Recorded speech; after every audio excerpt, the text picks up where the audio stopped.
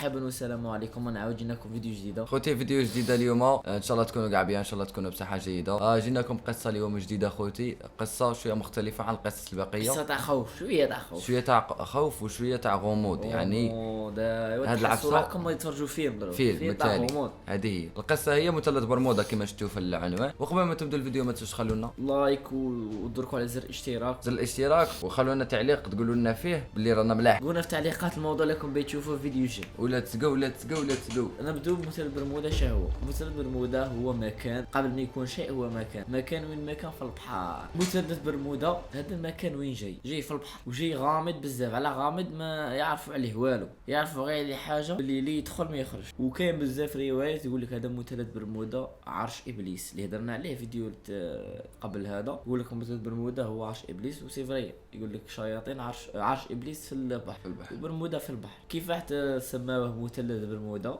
علاه قالوا مثلث ماشي مربع برمودا ولا دائره؟ الحاجه الاولى علاه سموه اسم برمودا، لا على سموه مثلث من نروحوا لبرمودا شي صح، علاه سموه مثلث، على ما سموش دويره، على ما سموش مربع مستطيل، مربع برمودا. نبدو بمثلث برمودا لخاطرش فيه 3 نقاط. هذو 3 نقاط هم عباره عن 3 جزر، وبين كل جزيره شكلوا خط. هذاك الخط جاي نفس الخط اللي خط الجزيره الاخرى من الخط. شوف جزيره هنا وجزيره هنا دايرين خط، بعد جزيره هنا وجزيره هنا خط، هذوك كاع متساويين. زعما هنا 1000 متر هنا 1000 متر هنا 1000 متر، تشكلت كي المثلث. وغير يفوا يدخلوا من هذيك البلاصه تما كلشي يصروا صوالح الغامضه، عليها اسمها مثلث. وبرمودا ماخوذه من جزر برمودا. هما جزر كاينين دوك تحفر الماء، كاين جزر برمودا بصح 300 جزيره ويعرفوا عليهم غير 10. كيما قلت لكم هذا المثلث اللي يدخل فيه يقول لك ما يجيش يخرج. كيف زعما حتى يدخل فيه؟ هو جاي في البحر مثلا سفن ولا يتمشوا ماشي غير سفينه، تمام طياره ما انت تروح يفوت تدخل في ذاك المثلث ما تدخل. ما يلقوكش ماب وما يتافيشاش عندهم في الماب ولا في جي بي اس، ما يتافيشاش، ما كانش تشوف بحر نورمال. صح هو تما في الكون كاين صعد الامل ما باناش لا بصح ولا ماشي بصح. بصح اسكو تبان لك باللي هادي كاين دوله ولا كاين ناس ولا ساكنين تما اللي يفوت يخطفوه ولا ما يبغوش يبينوا له باللي هما ساكنين تما؟ بالك تما ساكنين لي غادي ماسونيه ولا فضائيه، لا ماشي فضائيه ولا لي غادي ماسونيه، بالك ما يبغوش يبانوا هما ولا تما اللي يدخل يدوه يقتلوه وما كاش اللي يعرفهم وين. هذه معلومه مسمينها مثلث برمودا مشوقه نيشان على تخيل. وباع اسمه مثلث هما تاني جاي المثلث. هارم يقول لك تحت مثلث برمودا مكتشفين باللي كاين اهرامات كيما تاع مصر، يعني كاين اهرامات تحت الماء ساكنين فيها الناس والله اعلم. هذه قايلينها باللي هي اسطوره زعما مش عارف. اول مكتشف نعرفوا كاع عالم المهبول عن الاستكشافات. هذا المهبول هو اللي استكشف كاع العالم. شاولا هناك وهذا كان حمار استكشف قاره امريكا. شكون هو؟ قولها لهم. كريستوف كولومبوس. وكابا بين كريستوف كولومبوس يكون كذبه باسكو ما عنده حتى دليل بلي هو اكتشف قاره امريكا. المهم هذا موضوع اخر بغينا نهضروا عليه، زعما كذبت سموا هذا الموضوع كذبت جزيره امريكا. لكم بغينا نهضروا عليه قولوا لنا في الكومنتات. جزيره امريكا جزيره امريكا ماشي قاره ولا تنتكل مو مع الوقت تختفي على بالك بها. لا هاي وسما تهضرش حاجه ما علمكش يسكت. خوتي جزيره ولا قاره؟ خوتي في الكومنتات امريكا قاره ولا جزيره؟ يقول جزيره، لا والله سير جزيره دي قاره.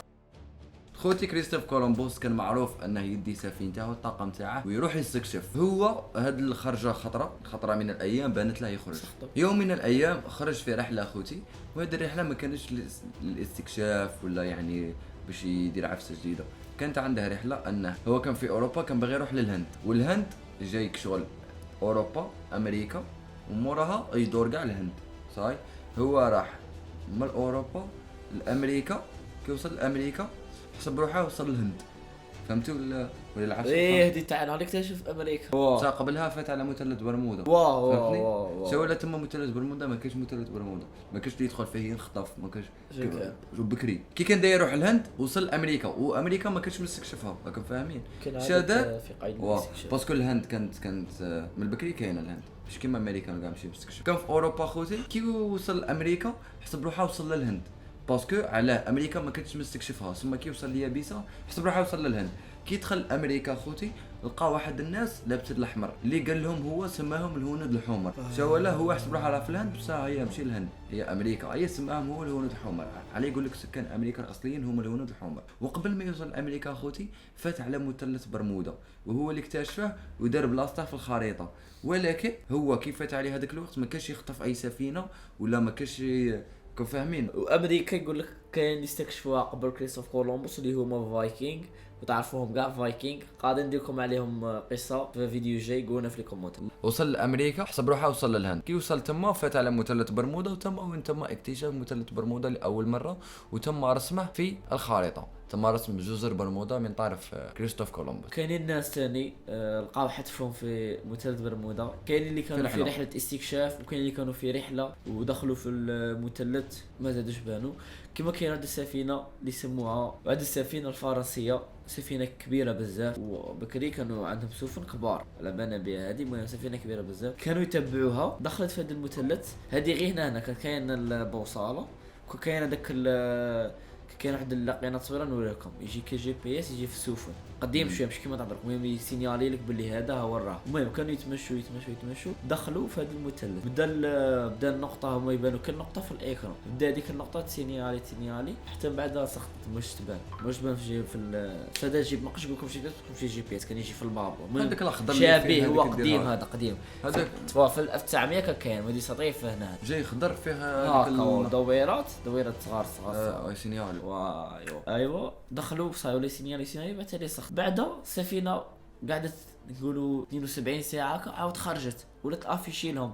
بعد ولات خرجت تمشى بسرعه بطيئه، خرجت هكا تمشى وحدها. جاو كي نقولوا سفن اخرين يشوفوا اش صرا في هذه السفينه. من جاو لقاو السفينه كاينه وصاي لها والو، بصح الطاقم اللي كانوا تما واحد اللي لكم زعما كبيره اللي كانوا 400 انسان ولا ما كانش كاع والو، ما بقاو والو، بقاو غير السفينه غرقوا كاع. السفينه قعدت كيفاه. وزيدكم هذه المعلومه برخو خفيفه، قال مثلث برمودا فيه ثاني مثلث ترمودا وقال لك شو 16 الوحش يتفوت مثلث برمودا ولا ما عرفت من تدخل مثلث ترمودا. كاينه سفينه ايطاليه دخلت ثاني لقات حتفها في هذا مثلث برمودا، وهذه السفينه اسمها ديلانونا، تقعدوا تحوسوا عليها في جوجل تلقوها. ديلانونا ولا ديلانونا. المهم دخلت في المثلث هذا وسقطت كيما كاع السفن. بصح هذه السفينه من خرجت في البحر مليه مكسومه وثاني اللي فيها ما كاينيش.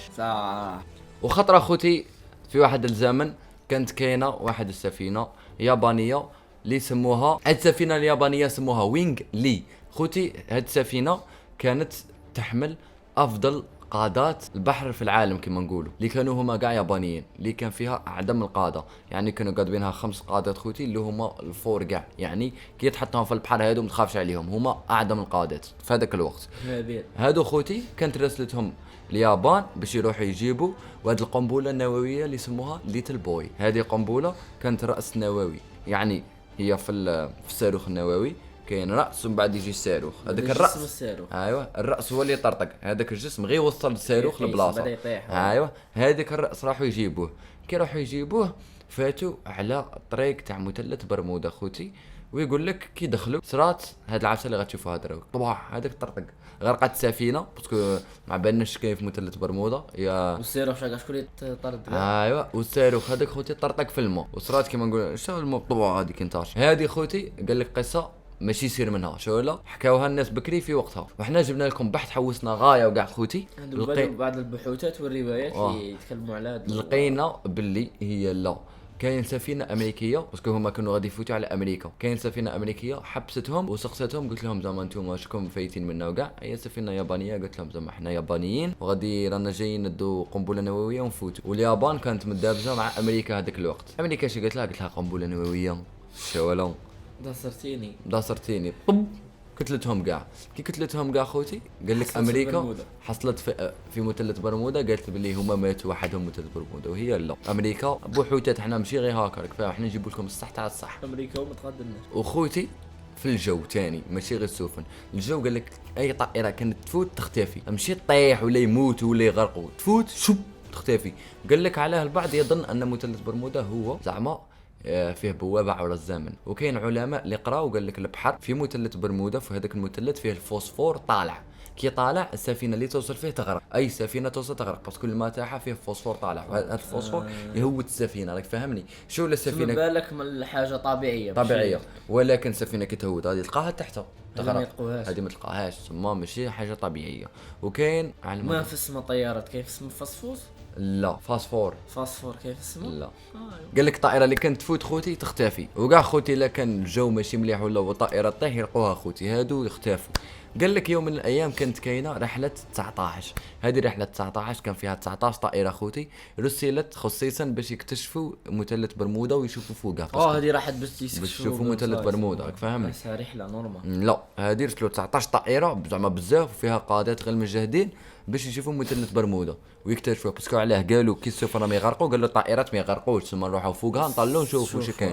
كل قال لك كاين وحش كاين اللي قال لك فضائيين ما عرفوش هبلوا العلماء بكري هبلوا. ايوا راحوا هذه 19 خوتي سفينه لا بليطو كانوا 18 خوت كانوا 18. هذوك 18 كي وصلوا مثلث برمودا اتصال راح مع الشركه تاعهم يعني مع العملاء اللي يسمعوا لهم هذوك هاكا تاع الاداره تاع البرج هذي يقولوا تاع برج بوعريريش. ايوا برج ولا الابراج وصلوا تما خوتي. راحت الاتصال كاع نسخط وشاشره ما لقاو حتى طياره منها خوتي. شداروا زادوا رسلوا طائره واحده تاع مساعده. هذيك الطائره كانت المهمه تاعها انها تشوف شسرة زعما. كي وصلت هي تاني هذيك الطائره هي 19 راحت معاهم وتسمات رحله 19 ماتوا كاع. بيجي 20 بصح بغاوش يقفلوها. لا صاي 20 بغاوش يقفلوها 20. هذه خوتي ثاني روايه هما حكاوها هاك ولكن بعد البحوثات قال لك باللي ماشي هاكا وهذه كذبه وهذه مدينها من فيلم خيالي شويه. قال لك هي رحله كانت تاع 5 طائرات. هادو 5 طائرات كان فيهم 4 هادو 4 كاع مبتدئين كان عندهم تدريب والاول فيهم هو القائد. هذا القائد قديم في الطيران ويحصلها قائد فريم مجهد كما نقولوا افضل قائد فيهم هو اللي كان غادي يوجههم. هذا القائد قال لك في هذه ليلتها كان شارب بزاف كان ساكر يعني كان في حاله ماشي كاع في عقله كما نقولوا ولكن كما يقول لك هذا كان واثق من نفسه يعني يسوق غايه ما خمم لهاش كاع. قلعوا خوتي قال لك وفاتوا على مثلث برمودا بلا ما يعبوا. هما كانوا غير في رحله باش يتعلموا يسوقوا هذوك 4 وهو كان في غوصهم. دخلوا مثلث برمودا بلا ما يعرفوا باللي انهم كانوا في مثلث برمودا وهذاك القائد تاعهم طاح ماشي طاح مع البنش كسر له المهم اختفى. هما هذوك 4 اوتوماتيكمون ما يعرفوا والو كانوا يتعلموا من عنده ويسمعوا من عنده. راح لهم اتصال ثاني ماتوا ونسخطوا خوتي ما على بالناش صرا لهم. قال لك ورسلوا طائره هذو اخرى باسكو هما ما فهموش في الابراج كي كانوا راح لهم اتصال رسلوا طائرة تشوف شكاين. هذيك طائرة ثاني حياتها مول ثم 6 طائرات في الأصل ماشي 19 يعني كانوا يزيدوا فيها شوية بزاف. ثم هادو القصص وهادو الروايات كابو يكونوا نيشان كابو يكونوا خيالية ولا يكوفوا بها صوالح اخرين هما صراو ثم حد الآن ما على بالناش. بالك عندها السبب أنهم يخفوا عنا عفصة اللي معنا. الحاجة الوحيدة اللي نيشان هي أن مثلث برمودا في هاد الجزر اللي قلت لكم متساويين وكاع ثم كانوا طلقوا على هذه الروايه تاع مثلث برمودا ابار هذه الله اعلم. والى هنا تنتهي حصتنا اليوم. ان شاء الله تكون عجبتكم هذه القصه المشوقه والغامضه. خوتي كل واحد يقولنا اسكو يامل مثلث برمودا باسكو احنا هكا خوتي باغي نروح مثلث برمودا ونشوف لكاين منها. ونلتقي في فيديو القادم ما تنسوش تخلونا لايك سبسكرايب وتشاو.